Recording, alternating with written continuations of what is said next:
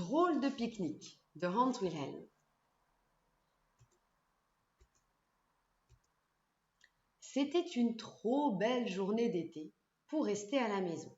Alors, Waldo prépara son sac à dos pour le pique-nique. Il glissa quelques-unes de ses truffes en chocolat dont il raffolait et s'en alla faire un tour dans la montagne. Pour mieux profiter du panorama, il grimpa au sommet d'un sapin. Là-haut, il s'assit et regarda autour de lui avec satisfaction. « Cette randonnée m'a donné faim, » se dit-il en fouillant dans son sac à dos. « Je vais goûter une de ces truffes en chocolat. » Mais la truffe en chocolat lui fila entre les pattes. « Oh misère !» gémit Waldo. « Ma belle truffe en chocolat, il faut absolument que je la récupère. » Entre-temps, la truffe en chocolat atterrit sur la tête de Jojo l'écureuil. « Oh là !» cria Jojo en découvrant ce qui l'avait effrayé. « Ce ne serait pas une étoile filante ? Il me la faut absolument !» Et aussitôt, il bondit à sa poursuite. La truffe en chocolat surprit la chouette Eulalie en pleine sieste. « Ouh !» sursauta-t-elle. « Mais c'est une perle céleste !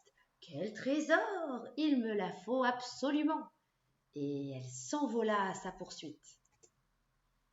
Puis la truffe rebondit sur la tête de l'ours Cornelius. « Aïe !» grogna-t-il. « Qui est-ce qui a le toupet de me réveiller de la sorte ? Mais c'est un bouton de culotte, et même un gros. Il me le faut absolument. » Et le voilà qui se lance à son tour dans la course. La truffe en chocolat dévala la montagne et bing, elle ricocha sur la tête de Micha, le raton laveur.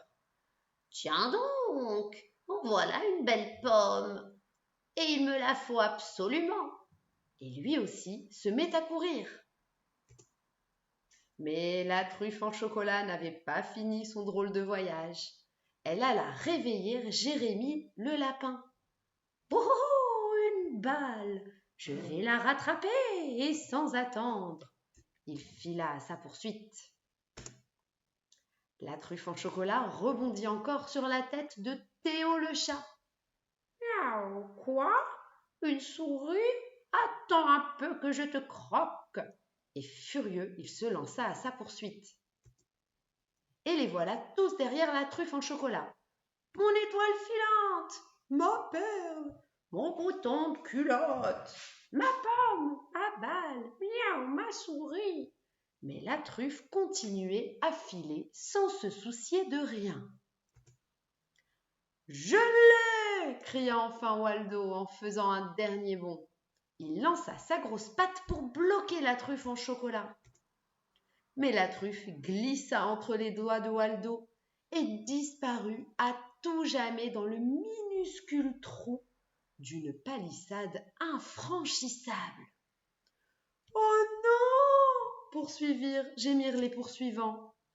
Alors, dans le silence de leur tristesse, ils entendirent un horrible grignotement.